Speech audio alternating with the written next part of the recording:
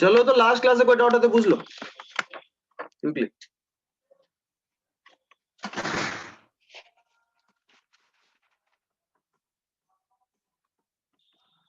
नहीं है कोई डाउट तो चलो, मैं कल एक दो क्वेश्चन था जिसको सॉल्व नहीं किए थे कंप्लीटली, तुम लोग को उसका आंसर बताना है। हाँ, इसका फर्स्ट पार्ट सेकंड पार्ट हम लोग कर लिए थे, थर्ड फोर्थ पार्ट का बताओ आंसर अगर सॉल्व किए इनके।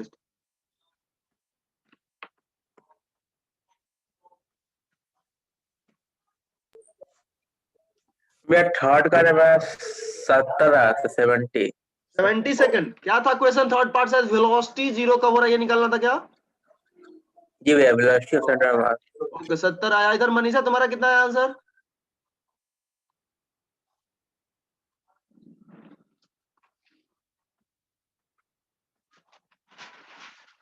डिस्कनेक्ट हो गई, कनेक्ट होकर फिर डिस्कनेक्ट हो। चलो कोई नहीं, तो देखो हम लोग सॉल्व करते हैं इसको। 70 सेकंड पे आया, क्या हो सकता है पता नहीं, हमको आंसर नहीं पता। 70 सेकंड आया हो सकता है, रैंडम डेटा लिए थे तो जस्ट देख लो थर्ड पार्ट का। अगर हम लोग डिस्कस करें तो कुछ ऐसा होगा, यहीं पे कर देते हैं। थर्ड पार्ट का हम लोग डिस्कशन करते हैं। वेलोसिटी अपने को जीरो चाहिए, यानी बीसी जीरो चाहिए। ऐसे इजी था, कुछ करने को इसमें है नहीं। बीसी जीरो अगर चाहिए तो किसी टी टाइम पे मान लेते हैं बीसी जीरो हो रहा होगा, तो किसी टी टाइम पे इसका वेलोसिटी कितना होगा? 10 + 3t, और मास इसका है 3, तो 3 इंटू इसका velocity 10 v is equal to u plus 80। जी भैया, फिर दूसरा वाला इसका वेलोसिटी 2 kg का वेलोसिटी लेंगे प्लस m2, 20 माइनस बिल्कुल सही, प्लस 2 kg का मास है और इसका 40 माइनस माइनस में सिलेक्शन का 2 का था 2t is by m1 plus m2। Velocity अपने को जीरो चाहिए तो bye m1 plus m2 zero में चला जाए। भैया 20 माइनस 2t ना। ओके ओके ओके, हाँ 20 इसका स्पीड है, 20 बिल्कुल सही। 20 माइनस 2t, 20 माइनस 2t। यहाँ सॉल्व करें हम लोग तो 90 minus 2 40, 5t is equal to 30 और ये 40, 70 t निगेटिव आ रहा है भाई।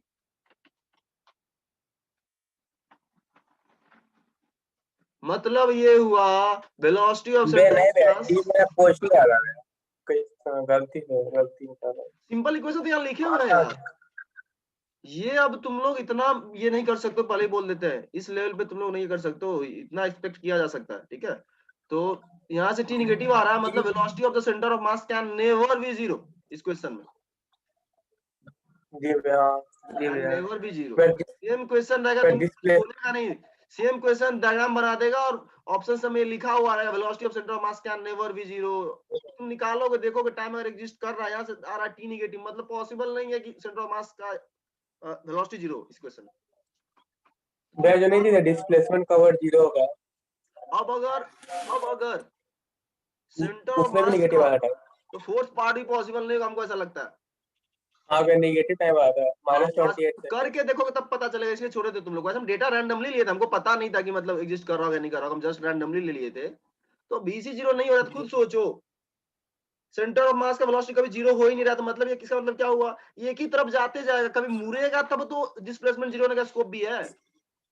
जी भैया, तो ऐसे ओरली बोल सकते हो, नहीं तो तुम सिंपल अब सेंटर ऑफ मास का वेलोसिटी जानते हो, इस रिलेशन तुम कल निकाले थे, कहाँ गया यार, ये वाला निकाले थे 1 मीटर पर सेकंड स्क्वायर। अब s is equal to u t plus half a t square लगा दो, ये हो गया तुम्हारा एक्सीलरेशन। इनिशियल वेलोसिटी तुम निकाले ही थे कल, 17 आया था आई कैप। वहां से s is equal to u t acceleration है तुम्हारा, u t minus half a t square लगाना, जो भी है फॉर्मूला। एस को जीरो करना, टाइम निकालने की कोशिश करना, क्वाड्रेटिक बनेगा टी में, शायद होपफुली यहाँ पे टी में क्वाड्रेटिक बनेगा। जी भैया, बोलोगे तो हम कर ही देते हैं। लो ये हो गया तुम्हारा यूसी, सेंटर ऑफ मास का इनिशियल वेलोसिटी, ये हो गया सेंटर ऑफ मास का एक्सीलरेशन। लगाते हैं formula, s is equal to u t minus half a t fourth part के लिए, s is equal to u t, u है 10। पॉजिटिव नेगेटिव का अच्छे से ध्यान रखना, इनकेस कंफ्यूजन हो आई कैप लगा के सॉल्व किया करो, अगर नहीं ध्यान रख पाए तो प्लस माइनस का। तो UT plus half a t square, half into इसका एक्सीलरेशन है 1, तो 1 नहीं लिखेंगे, इंटू टी स्क्वायर। और एस तुम्हें कितना चाहिए 0, एस तुम्हें चाहिए 0। तो यहां से अगर देखो तो तुम्हारे पास टी क्या क्या आ रहा है, टी इक्वल टू 0 आ रहा है, टी कॉमन ले लो तो टी इक्वल टू 0 आ रहा है और टी इक्वल टू निगेटिव में आ रहा है। मतलब यहाँ से निगेटिव एक्सेप्टेबल होगा नहीं, तो तुम ये जस्ट बोल सकते हो कि भाई टी इक्वल टू 0 पे तो जस्ट सेंटर ऑफ मास कहीं पे वहां से मूव ही नहीं किया है, तो उसको लेना सही नहीं होगा, उसके बाद का था। बट टी इक्वल टू 0 को एक्सेप्ट करना चाहते हो कर सकते हो, हाँ जस्ट इनिशियली क्या है तुम्हारा सेंटर ऑफ मास जस्ट अभी चलना शुरू ही किया, तो बोल सकते हो डिस्प्लेसमेंट उसका कितना चाहिए जस्ट, अगर टी इक्वल टू 0 पे बात करें तो। बट उसका कोई सेंस खास बनता नहीं है, तुम टाइम ही नहीं दिए, तो इसलिए बोलेंगे कभी भी सेंटर ऑफ मास का जो डिस्प्लेसमेंट कवर्ड है वो 0 नहीं हो रहा, वापस से वो टर्न ले ही नहीं पा रहा। तुम सॉल्व करो, देखो क्या आ रहा है, इसका भी मतलब निकालने आना चाहिए टी इक्वल टू 0 क्यों आया यहाँ से, ये यह बताना चाह रहा है कि टी इक्वल टू 0 जस्ट अभी सेंटर ऑफ मास कहीं पे भी जस्ट मूव करेगा तब तो कुछ होगा, तो उसको अगर तुम लेना चाहते हो तो जस्ट ले सकते हो। ये कुछ ऐसा हो गया हमको तुम टाइम दिए ही नहीं और डिस्प्लेसमेंट कैसे कर लेंगे भाई, तो ये तो नेचुरल सी बात है, बिना टाइम का कोई डिस्टेंस भी ट्रैवल नहीं कर सकता, डिस्प्लेसमेंट टाइम तो लगेगा ही लगेगा। टी इक्वल टू 0 तुम बोल रहे हो तो वो बोलना उतना मीनिंगफुल नहीं होगा कि टी इक्वल टू 0 पे सेंटर ऑफ मास का डिस्प्लेसमेंट 0 है, भाई टाइम ही नहीं दिए तो क्या उसका मतलब हुआ फिर।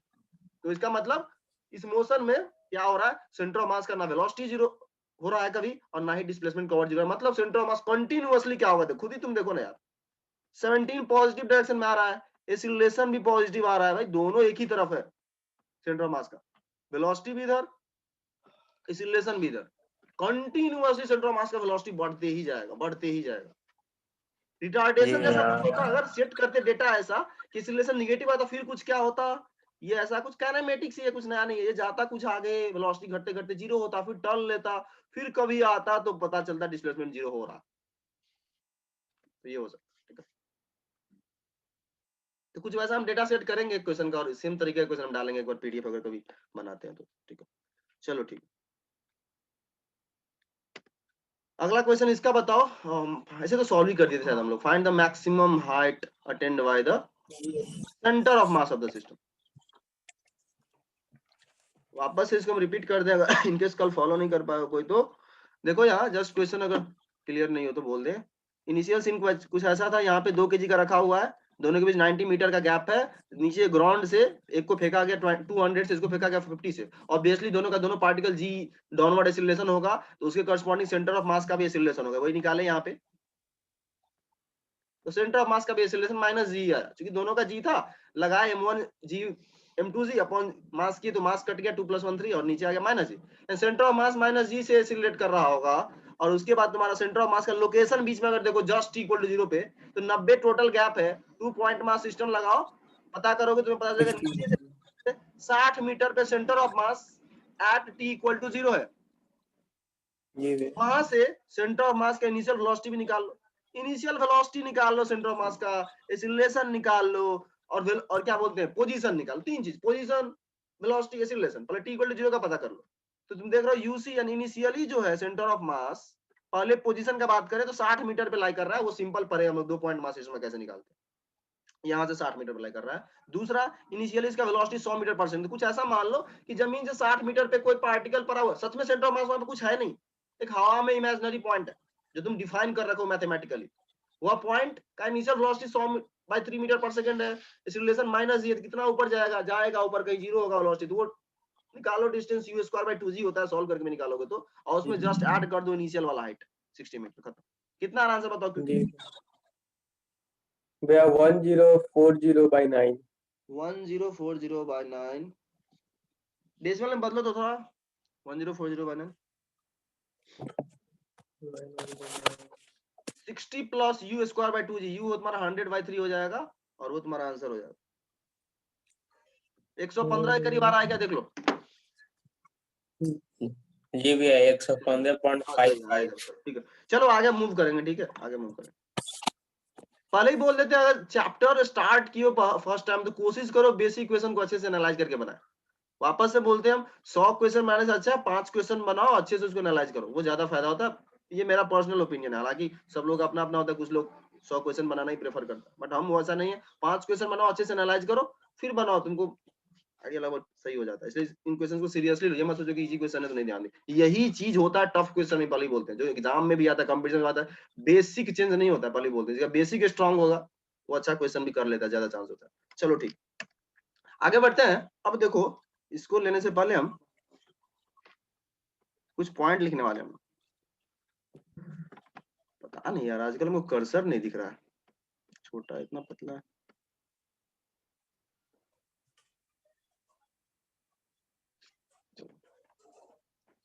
वो बेसिक ये लिखने वाले हैं हम, अगर किसी सिस्टम पे नेट एक्सटर्नल फोर्स 0 है,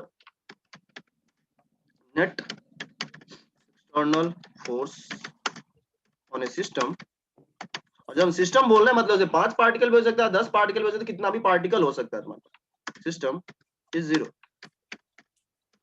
तो यहां से तुम क्या क्या कंक्लूजन निकाल सकते हो? सबसे पहला, बिल्कुल सही, मतलब जस्ट एक जगह लिखने वाले कंपाइल करके 3-4 चीजें जो तुम यहां से कंक्लूड कर सकते हो। तुम्हारे पास इक्वेशन था, अगर याद हो तुम लोगों को, तो F external is equal to, वो इक्वेशन बहुत यूजफुल है, पहले बोलते हैं कहीं पे भी अगर तुमको सेंटर मास का क्वेश्चन है, कुछ मतलब कंक्लूजन जैसा पॉइंट सब लिखा रहा हो क्वेश्चन में, इवन से एडवांस में कभी कभी किया हुआ है, तो तुम उस इक्वेशन से सोचने की कोशिश करो, जनरली आंसर मिल जाता है। F external is equal to total mass of the system, derivation कल करवाए थे, total mass of the system ms into acceleration of centre of mass of the system, मतलब सेंटर ऑफ मास का acceleration में internal force contribute नहीं करता, यहां से ये कंक्लूजन निकलता है। तो भाई अगर एफ एक्सटर्नल तुम 0 मान के चल रहे हो, सबसे पहला तो हम ये बोल देंगे कि AC 0 होगा, सेंटर ऑफ मास का एक्सीलरेशन 0 होगा। उस सिस्टम का सेंटर ऑफ मास एक्सीलरेट नहीं कर सकता है, बट इसका मतलब यह नहीं है कि उसमें जो अंदर पार्टिकल है वो एक्सीलरेट नहीं कर रहा हो, ये ध्यान रखो। जो पार्टिकल्स वो आपस में सिलेक्ट कर रहा हो ना कर रहा हो फर्क नहीं पड़ता है, अगर एक्सटर्नल फोर्स 0 है तो भले ही वो पार्टिकल आपस में सिलेक्ट कर रहा हो, इन पार्टिकल का A1 A2 A3 होगा, बट जब तुमका नेट निकालोगे सेंटर ऑफ मास का, तो वो एक्सीलरेशन 0 आने वाला है इस इक्वेशन से। और जो ही एक्सीलरेशन 0 आया, तुम ये बोल सकते हो कि सेंटर ऑफ मास का वेलोसिटी कांस्टेंट हो, ये नेचुरल बात है, कुछ इसमें है नहीं खास।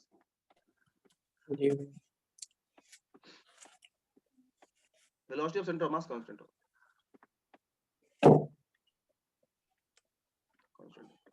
ठीक है।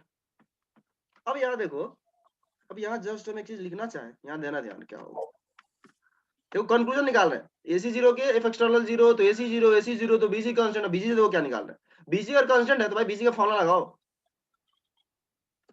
M1 V1, वेक्टर का साइन हम नहीं यूज कर रहे, plus M2 V2 plus dot dot dot MN VN, general an particle लिए MN VN, जस्ट BC का डेफिनेशन लगा रहे हैं, डिवाइडेड बाय क्या होगा, टोटल मास, सीधा हम उसको टोटल मास लिख रहे हैं, M1 M2 को ऐड नहीं कर रहे, सीधा total mass of the system, इसको MS कर सकते समझ, is equal to constant, constant मान लो कुछ है कि एक सेकंड को। अब ये MS जो है, इसको राइट हैंड साइड में भेज दो, तो MS इंटू के भाई मास कांस्टेंट है, के भी कांस्टेंट है, वो भी कोई नया कांस्टेंट ही तो हो जाएगा, जस्ट मान लो उसको के डैश कर देते हैं, के इंटू MS को लिख दिया हम कांस्टेंट, कोई नया कांस्टेंट के डैश, और इधर तुम्हारे पास देखो लेफ्ट हैंड साइड में क्या आ रहा है, अगर समझो तो ये सारे सिस्टम के सारे पार्टिकल के मोमेंटम का सम है,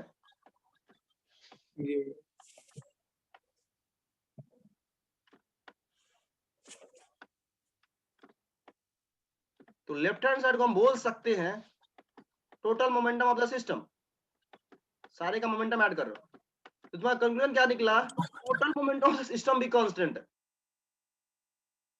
इसी को बोला जाता है कंजर्वेशन ऑफ लीनियर मोमेंटम, जो 9th क्लास में ही पढ़े होगे, थोड़ा सा ध्यान है तो, यानी जब एफ एक्सटर्नल के सिस्टम पे 0 है, सेंटर ऑफ मास 0, तो velocity constant centre of mass का, और सेंटर ऑफ मास का वेलोसिटी कांस्टेंट, तो वहां से ये भी बोल सकते हो उस सिस्टम के सारे पार्टिकल का मोमेंटम अगर ऐड करोगे ना, तो वह चेंज नहीं हो रहा होगा, और यह चीज को ही बोलते हैं principal of conservation of linear momentum, अगर पूरा कंप्लीटली बोले तो जस्ट यहाँ लिख लो, ये चीज हम लोग लास्ट में यूज करेंगे टक्कर वाले क्वेश्चन में, इस चैप्टर के लास्ट में जब होंगे तो, principle of conservation of linear momentum, हम यहाँ इसलिए इसको बता दिए जस्ट इंट्रोड्यूस, क्योंकि कनेक्टेड है उस चीज से, यही भी बता दी, इसको यूज करेंगे लास्ट में। जनरली बहुत लोग यहाँ पे नहीं बताता है चीज को, लास्ट में बताया, बट यही चीज है तो यहीं से कनेक्टेड वाले बता दी, ये चीज ऐसा कुछ है, और फिर हम लास्ट में इसको क्वेश्चन में यूज करने वाले हैं, लास्ट चैप्टर का जब लास्ट आएगा। Principle of conservation of linear momentum खुद लिख लो और इस इक्वेशन को। तो principle of conservation linear momentum को कैसे तुम बोलोगे सीधा सीधा, if the net external force on a system is 0, then the क्या बोलोगे, then the momentum of the system remains constant, वह चेंज नहीं होता। इसको तुम सीधा सीधा बोल दो, सिंबॉलिकली लगाना है तो ऐसा लिख सकते हो, पी ऑफ द सिस्टम, पूरे सिस्टम का मोमेंटम। तो देख लो नेट एक्सटर्नल फोर्स 0 होने से क्या क्या तुम कंक्लूजन निकाल सकते हो, सिंपल है, जस्ट एक चेन बना दिए, AC 0 VC 0 VC constant, sorry VC constant, और वहां से momentum of the system constant, जिसको बोलते हैं principal of conservation of linear momentum. तो जस्ट सोच के देखो, बस यहाँ बोल देते हैं, हालांकि लास्ट का डिस्कशन होगा चैप्टर का, बट वो फुली कनेक्ट कर पाओगे। मान लो सपोज दो चीज टकरा रहा है जमीन पे, और फ्रिक्शन जमीन पे नहीं है, सिंपल एग्जांपल, इसी का बोल रहे हैं principal of conservation of linear momentum का। मान लो दो बॉल ही है, यहाँ जस्ट कोलिजन करके इस चैप्टर में टॉपिक आने वाला है, लास्ट में डिस्कस कर, दो बॉल है, मान लो ये इधर से गया किसी स्पीड से, ये किसी भी से इधर से आया, दोनों टकराया, जमीन को फ्रिक्शन लेस मान रहे, जमीन पे कोई फ्रिक्शन नहीं है। तो अगर देखो इस केस में, तो इन दोनों का सिस्टम मान लो, तो बाहर से कोई फोर्स नहीं है, सिर्फ इन लोगों के अंदर का मामला है, ये कोलिजन, ये इस पे फोर्स लगाएगा, बाइंडर इस पे लगेगा, इंटरनल फोर्स है, तो एक्सटर्नल फोर्स क्या है, 0। तो तुम बोल सकते हो कोलिजन जब भी हो रहा होगा, अगर फ्रिक्शन नहीं है सरफेस पे, तो इन दोनों का मोमेंटम जो है वो हमेशा सेम रहेगा, टक्कर के पहले भी उतना रहेगा, टक्कर के बाद भी रहेगा, वो चेंज नहीं होने वाला। तो ये सब चीज हम लोग कोलिजन प्रॉब्लम में यूज करने वाले हैं। अगेन कंक्लूजन किसका है, इस इक्वेशन का, इसका इसी का। चलो ठीक है, फिर अब आगे बढ़ने वाले हम लोग, इसको यूज करेंगे कुछ क्वेश्चन में। अब यहाँ ध्यान दो, जस्ट एक्सटर्नल फोर्स 0, इसलिए सेंटर ऑफ मास वाले क्वेश्चन में तुमको जस्ट देखना होता है, सिस्टम अगर वैसा है जिसपे देख लो बाहर से कोई फोर्स नहीं है, बोल दिया क्वेश्चन में फ्रिक्शन लेस है, समझ जाना, वो हिंट्स दे रहा है कि बाहर से कोई फोर्स हम नहीं लगा रहे, तो वो हिंट्स देना चाह रहा है कि कुछ इसको यूज करो, if external equal to MS. चलो आते हैं क्वेश्चन पे, फिर लिखना है तो लिख लो just quickly.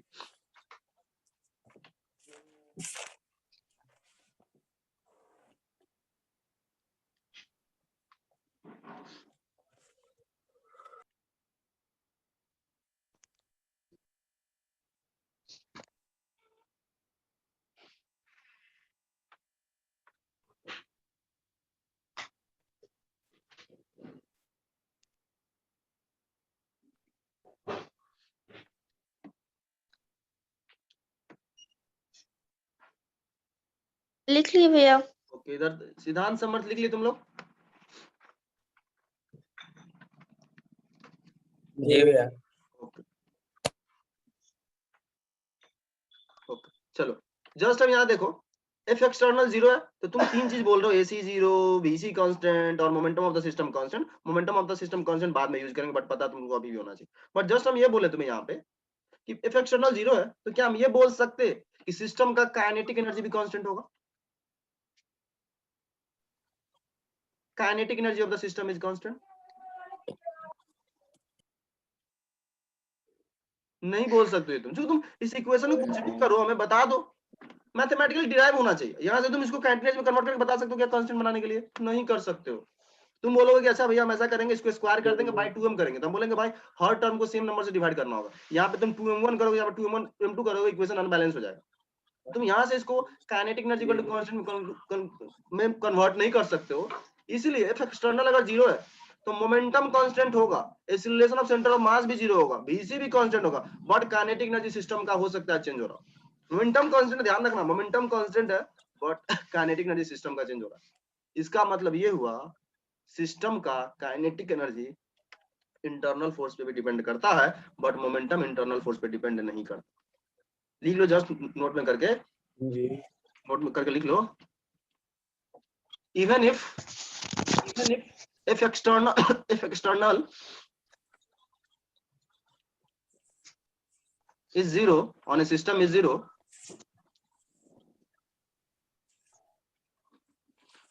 the kinetic energy of the system may not be constant. may not be constant.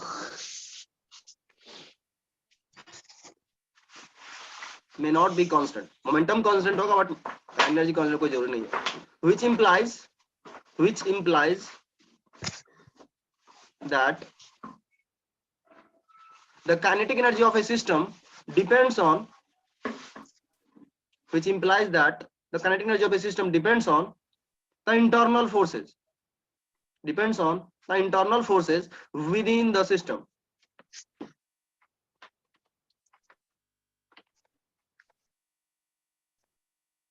Within the system. तो काइनेटिक एनर्जी इंटरनल फोर्सेस पे डिपेंड करता है बट मोमेंटम इंटरनल फोर्स पे डिपेंड नहीं करता. एक्सीलरेशन ऑफ सेंटर ऑफ मास पूछे सिर्फ external force पे डिपेंड करता है. इंटरनली कैसे आपस में फोर्स लगा रहे हो वो मैटर नहीं करता. ठीक है, चलो हो गया. इसका हम कंक्लूजन करा दिए इस इक्वेशन का. अब आते हैं क्वेश्चन पे. स्टैंडर्ड क्वेश्चन है, तुमको देखने को मिलेगा, पूछा जाता है.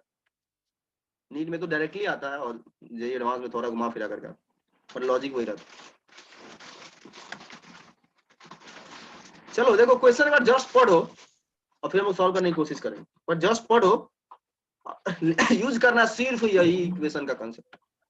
एफ एक्सटर्नल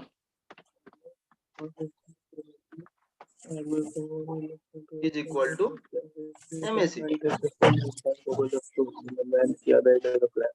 एम तुम्हारा total mass of the system है, ध्यान रखो.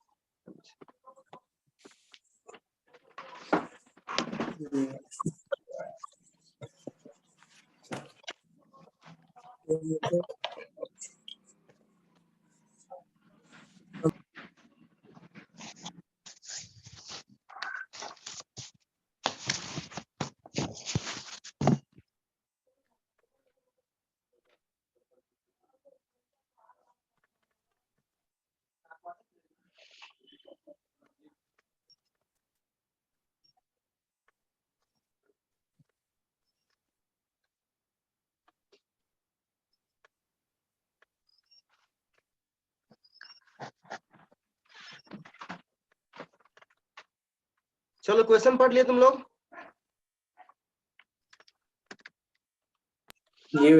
ओके चलो देखो अब सॉल्व कैसे करना है. हम एक क्वेश्चन बताएंगे आराम से, ठीक है, पूरा अच्छे से, और फिर तुम सॉल्व करते रहना. क्वेश्चन तो बहुत सारा है अपने पास.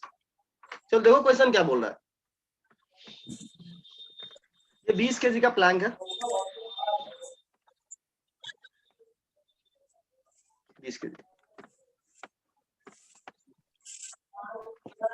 ये तुम्हारा आदमी 60 kg का है, 60 kg का. ये तुम्हारा M1 M2 का काम करेगा. एक्चुअली ये 2 पार्टिकल सिस्टम जैसा इसको बोल सकते हो. 2 तुम्हारे पास पार्टिकल ऐसे बोल सकते हो, ठीक है. अब चलो अब देखो हो क्या रहा है. ये प्लैंक जो है हॉरिजॉन्टल स्मूथ सरफेस पे रखा हुआ है. स्मूथ हॉरिजॉन्टल सरफेस पे. इसका तो यहाँ पे कोई फ्रिक्शन नहीं है, नो फ्रिक्शन. अगर हम ध्यान देना, अगर हम इस आदमी को और प्लैंक को दोनों को एक साथ सिस्टम मान लें, दोनों को, तो बताओ इस सिस्टम पे एक्सटर्नल फोर्स क्या क्या लग रहा है. अब आदमी कुछ भी नहीं, पैर से दबा रहा है, वो इंटरनल हो गया. नॉर्मल फोर्स वो लगा रहा है. एक्सटर्नल फोर्स लग रहा है क्या सिस्टम पे? नहीं. कैसे नहीं लग रहा? ग्रेविटेशनल फोर्स तो लग रहा है. ओपन होकर सोचो कि मतलब बढ़ क्या है तो बोल दिए नहीं लग रहा है. ग्रेविटेशनल फोर्स तो लग रहा है, दोनों का वेट mg नीचे. लेकिन दोनों पेयर में वर्क कर. फिर यहाँ ये जो तुम बोल रहे हो इसको सिस्टम, हम बोलेंगे ये जो नीचे ग्राउंड है वो नॉर्मल फोर्स तो लगा रहा होगा प्लैंक पे. तो कैसे नहीं लग रहा ये बताओ. तो इस केस में वर्टिकल डायरेक्शन में एक्सटर्नल फोर्स लग रहा है, हॉरिजॉन्टल में कोई एक्सटर्नल फोर्स नहीं, ऐसे बोलना होगा. इसीलिए यह इक्वेशन हम हॉरिजॉन्टल में लगाएंगे, वर्टिकल में लगाएंगे नहीं. ये क्लियर होना चाहिए. इस केस में इस सिस्टम पे वर्टिकल में लग रहा है, ग्रेविटी भी लग रहा है नीचे से, ग्राउंड नॉर्मल भी लगा रहा है, तो वर्टिकल है. हम बोले वर्टिकल नहीं लगा रहा, हम बोल रहे इस इक्वेशन को हम हॉरिजॉन्टल में लगाएंगे. तो यहाँ हम लिखेंगे if external on this, if external in horizontal direction 0 है. If external in horizontal direction इस सिस्टम में 0 है। सिस्टम क्लियर होना चाहिए, पहले बोलते तुम अभी सॉल्व करो तो क्लियरली लिख होगी मेरा सिस्टम जो है वो मैन प्लस प्लैंक है।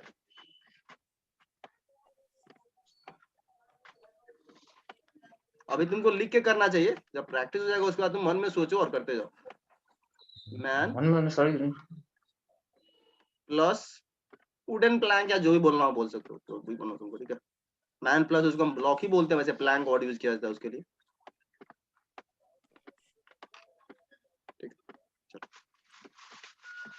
ये 0 है, इसलिए हम यहाँ से क्या बोलेंगे, सेंटर ऑफ मास का एक्सीलरेशन 0 होगा, बट कौन सा एक्सीलरेशन, हॉरिजॉन्टल वाला।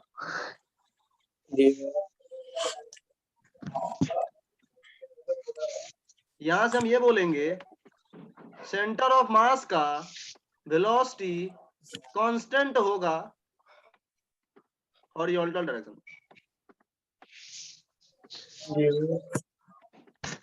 और क्वेश्चन वाला तुमसे पूछ भी तो वही रहा है, हॉरिजॉन्टली कितना मूव करेगा, तो उसको हॉरिजॉन्टल से ही तो मतलब है। और यहाँ ध्यान दो, सेंटर ऑफ मास का वेलोसिटी हॉरिजॉन्टल में कांस्टेंट होगा। अभी हम तुमसे पूछे, अभी जब दोनों जगह दोनों जस्ट इक्वल टू 0 पे आदमी भी रुका हुआ है और ये प्लैंक भी रुका हुआ है, तो आदमी का इनिशियल वेलोसिटी कितना है, इनिशियल वेलोसिटी 0। इनिशियल दोनों रेस्ट पे, दोनों इनिशियली रेस्ट पे है, तो initial velocity of centre of मास कितना होगा, 0। भाई यू ऑफ सेंटर ऑफ मास हम निकालेंगे तो हम बोलेंगे m1 आदमी का मास इंटू आदमी का इनिशियल वेलोसिटी, सब 0 है। वो फुली समझ पा रहे हो तो हम नहीं लिख रहे हैं। आदमी का मास 60, ये t इक्वल टू 0 पे कर रहे हैं, 60 into 0 plus 20 into 0, initial scene है ये, भले बोल रहे हो। इसके बाद आदमी भी चलने लगा प्लैंक पे, अब बाय मास करो कुछ भी वो 0 आएगा। अब यहाँ ध्यान दो, initial velocity of centre of mass सच में हॉरिजॉन्टल में ही है, अब वो फुली समझ पा रहे हो हॉरिजॉन्टल में ही काम कर रहे हैं, तो एचएस नहीं लगा रहे हैं बार बार।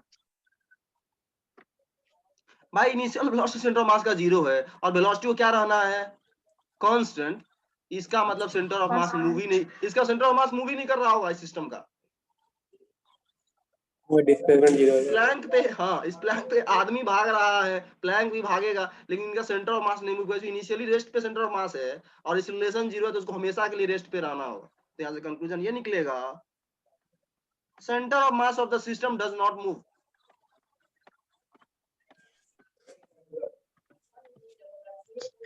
Mass of the system does not move.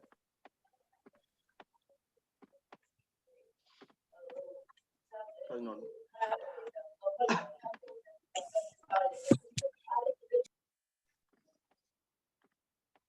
Does not move. चलो मूव नहीं करे, यहाँ से ये निकला कंक्लूजन। अब मूव नहीं करेगा मतलब हो गया, भले ये बेचारा कितना भी घूम फिर ले, डिस्प्लेस कर ले, ये भी डिस्प्लेस कर ले, बट नेट दोनों का जो सेंटर ऑफ मास है डिस्प्लेसमेंट आएगा वो 0 आना चाहिए। सेंटर ऑफ मास मूव ही नहीं कर रहा। तो अब गौर से देखो होगा क्या। यह आदमी क्या पूछ रहा है तुमसे, जब वह आदमी प्लैंक के अदर एंड पे आ जाए, अदर एंड पे आ जाए, तब जा करके प्लैंक कितना डिस्प्लेस किया होगा। तो ये बताओ, यह आदमी यहां से उठ करके जब यहाँ पे आ जाएगा, यहाँ पे आ जाएगा, तो वह 10 चलेगा, लेकिन प्लैंक के रिस्पेक्ट में 10 चलेगा, क्योंकि प्लैंक भी क्या होगा, पीछे की तरफ भागने लगेगा बैलेंस करने के लिए। ये इधर आने की कोशिश करेगा तो प्लैंक इधर भागने लगेगा। तो यह इधर के तरफ ग्राउंड फ्रेम में 10 आदमी नहीं चलेगा, इसको समझो गौर से। अगर प्लैंक रुका होता, प्लैंक के रिस्पेक्ट में यह 10 चलता, तब ये एंड पे आता। तो आदमी 10 प्लैंक के रिस्पेक्ट में चलेगा। तुम्हें ग्राउंड का डिस्प्लेसमेंट पूछा गया, क्वेश्चन में ऐसा नहीं लिखा है कि displacement of plank with respect to कुछ, सीधा ग्राउंड फ्रेम में तुम्हें सॉल्व करना है। तो इस आदमी का डिस्प्लेसमेंट इस मोशन के दौरान 10 होगा with respect to the plank, but तुमको चाहिए ग्राउंड वाला। तो कैसे करेंगे सॉल्व, वो देखो, पहले क्विकली इसको नोट करो, कम करने वाला इतना नोट करो क्विकली, स्टेप बाय स्टेप लिख लेना सही रहेगा, क्योंकि क्वेश्चन सारा इसी तरह का रहता है इसमें।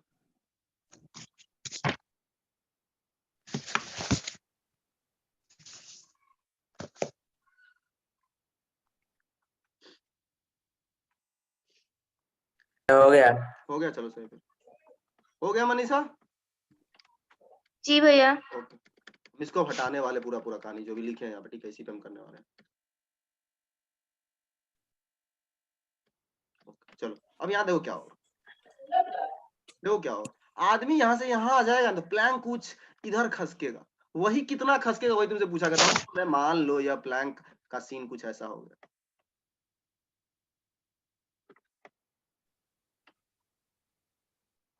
आदमी कहाँ होगा, दूसरे किनारे पे,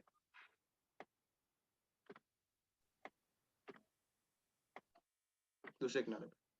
तो जस्ट तुम क्या करो, पहले वाले से डॉट डॉट मिला दो, इधर से भी तुम ये कर दो,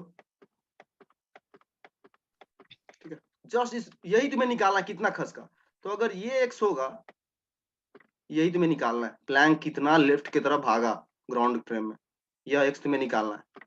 तो यह अगर x होगा तो यह भी x होगा, पहले ये समझ लो, क्योंकि जितना प्लैंक इधर से इतना खसेगा उधर ही तो उतना ही तो उधर जाएगा। ये तुम लोग समझ पा रहे हो क्या, इधर से अगर x होगा तो इधर भी x ही तो खसका होगा, थोड़ी ना लेंथ अलग अलग हो जाएगा, प्लैंक तो वही है, 10 का 10 ही है।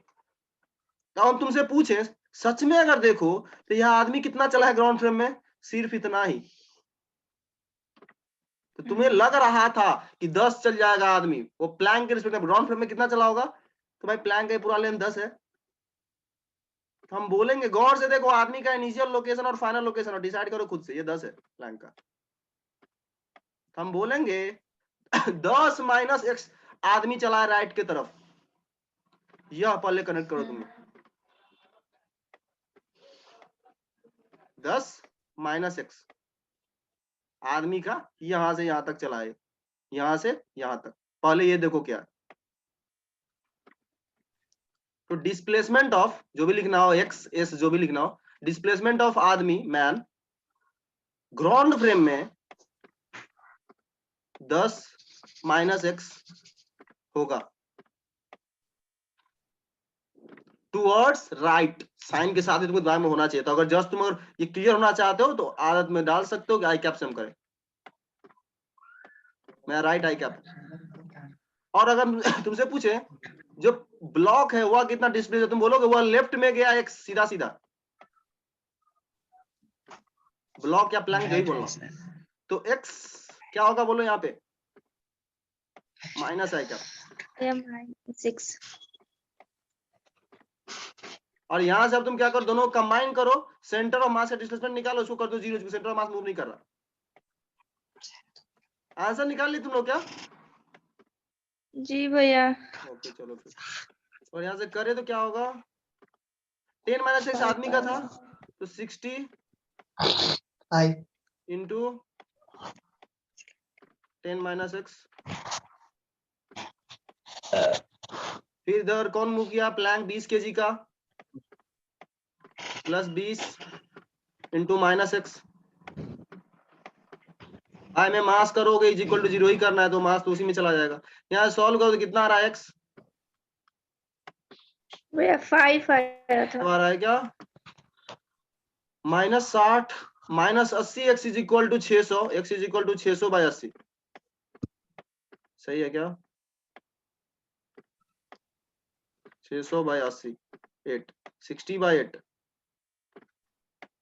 इज इक्वल टू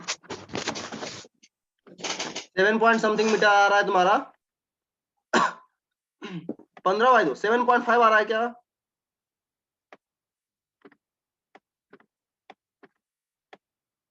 जी भैया। हाँ। इसका मतलब ये हुआ जब यह आदमी प्लैंक पे इधर से इधर चला जाएगा पूरा पूरा, तो प्लैंक लेफ्ट की तरफ 7.5 मीटर मूव करेगा, 7.5 मीटर मूव करेगा। ये बिना डायग्राम किए हुए बनाए हुए बनाया जा सकता है, वो बाद में बताएंगे, पहले ऐसे भी तुम लोग करो ताकि समझ में अच्छे से, बिना डायग्राम बनाए हुए हम लोग कर सकते हैं डायरेक्टली इक्वेशन लिख करके, ठीक है, इसमें समझ में तो अच्छे से आता है क्या। चलो ठीक है, और यही सुनना, इस क्वेश्चन तुमसे पूछे इस मोशन के दौरान आदमी का डिस्प्लेसमेंट ग्राउंड फ्रेम में कितना हुआ, आंसर क्या दोगे, भैया 10 माइनस 10 7.5। माइनस ये 7.5 आंसर दोगे, 10 माइनस x ध्यान रखना, तो 2.5 मीटर आदमी सच में, भले ही इस पे प्लैंक अगर फिक्स होता ना तब ये 10 जाता, ये मूव कर रहा है तो प्लैंक के पीछे भागा है, तो नेट ग्राउंड फ्रेम में देखोगे तो ये प्लस ये कुछ आगे भी कुछ पीछे भी, तो नेट 10 नहीं होगा, 10 माइनस 7 पॉइंट था। रिलेटिव भी टर्म में सोच सकते हो। चलो ठीक, टाइम है अपने पास, करो सॉल्व। नीचे वाला डायग्राम एक्चुअली सॉल्यूशन का पार्ट है, तुमको खुद से करना है। ऊपर वाला डायग्राम क्वेश्चन में दिया हुआ है।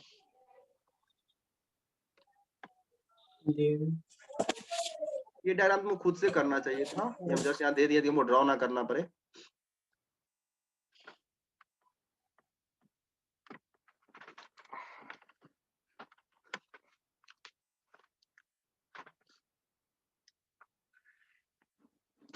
ये बोट ऐसे नीचे ऊपर के बनाए, उसे कोई जरूरत नहीं, तुम सीधा जाके स्ट्रेट लाइन भी खींच सकते हो, वो ऐसा नहीं कि बोट शेप जैसा ही बनाना है तुमको। तुम सिंपल 4 मीटर के लाइन खींच लो प्लैंक जैसा ही, और यहाँ पे एक आदमी बैठा दो, यहाँ पे एक आदमी बैठा दो, यह आदमी इधर से चल रहा है, यह आदमी इधर से चल रहा है, दोनों आके at the mid point of boat, middle of the boat, दोनों आकर कुछ डिस्कस कर रहा है, मतलब मिल रहा है, छोड़ो डिस्कस तो बात का बात है, मतलब मिल रहा है करके। तो जब आगे दोनों मिलेगा उतने देर में बोट कितना मूव किया होगा वाटर में।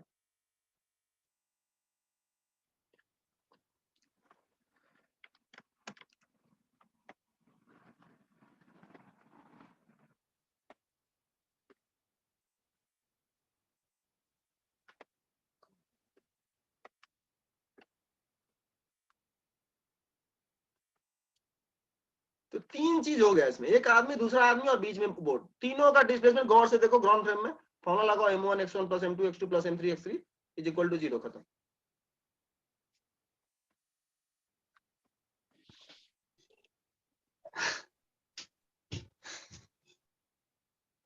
भैया -0.13 आ रहा है। मतलब हमको ये बताओ, तुम माइनस प्लस अपने हिसाब से लियोगे, हमको ये बताओ कि बोट किधर गया और कितना गया, हमको ये बताओ, डायरेक्शन के साथ बोल दो। भैया सेंटीमीटर में चेंज किए तो 30 सेंटीमीटर गया है फॉरवर्ड। ओके, बोट तुम्हारा गया, हाँ मतलब राइट की तरफ बोल रही हो ना, राइट पेज में राइट। जी भैया। बोट का राइट में आ रहा है डिस्प्लेसमेंट 13 सेंटीमीटर, 13 सेंटीमीटर। जी भैया। सही है, फिर सही है, चलो सही है, 30 सेंटीमीटर। हाँ सही है, सही है, जी भैया। हाँ सही है, 13 है, हमको 30 सुनाई दे रहा था इसलिए हम बोले 13 से। चलो इधर ये तुम लोग बोलो, सिद्धांत समर्थनों का आंसर।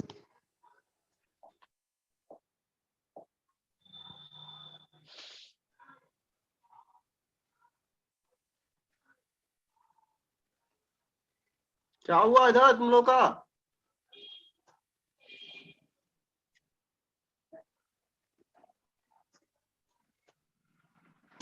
पता नहीं ये लोग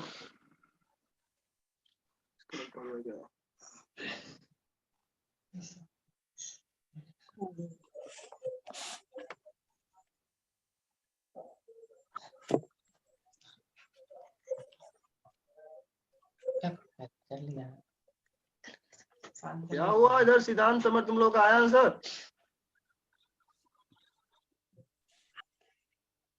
तो म्यूट करके कहीं चला गया लगता है। मैं बना रहा हूँ। तो बना रहे हो?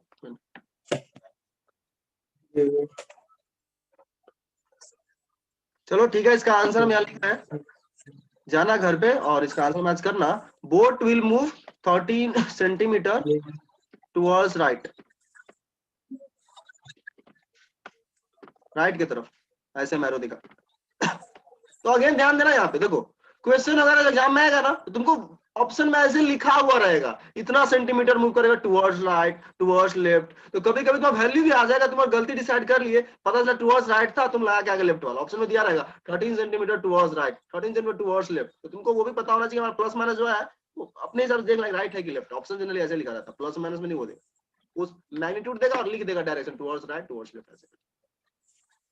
ठीक है, चलो ठीक है, मीटिंग एंड होने वाला है, हम वापस से लिंक भेज रहे हैं, नोट डिस्कस करेंगे।